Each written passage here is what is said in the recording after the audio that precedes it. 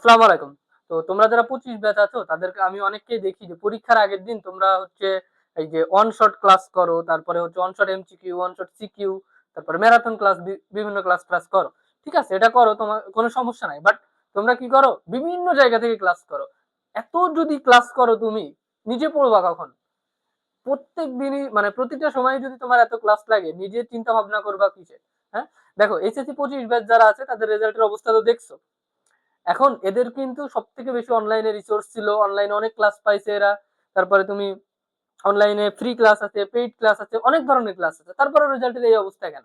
তোমার মনে হয় পড়াশোনা এই যে তোমরা যারা ইন্টারে পড়তেছো, 25 ব্যাচ যারা আছো পরীক্ষা দিচ্ছ, 2 বছরের পড়াশোনা তুমি এক রাতে কভার করতে পারবা তোমার মনে হয় এটা?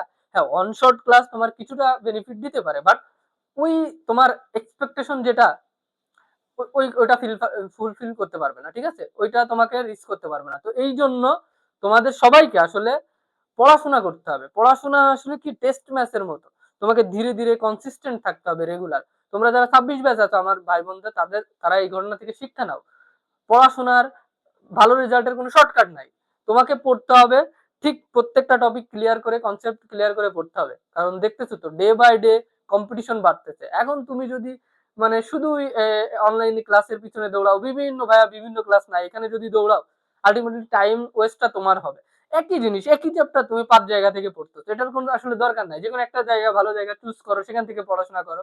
আর মনে রাখবা, তোমরা যদি ভালো রেজাল্ট করতে চাও তোমার অবশ্যই একজন মেন্টর দরকার হবে। ঠিক আছে, মেন্টর লাগবে, প্লাস তার ইয়াতেই তুমি পড়বা।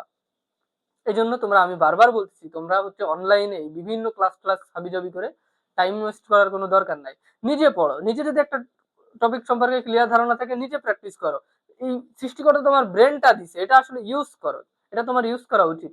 হ্যাঁ, ঠিক আছে, শুধু ভাইয়ারা করে দিবে আমি শুধু সেটাই দেখবো, সেটার বাইরে কিচ্ছু দিলে পারবো না, এমন করো না আসলে। ঠিক আছে, আজকে ভিডিওটা এই পর্যন্ত।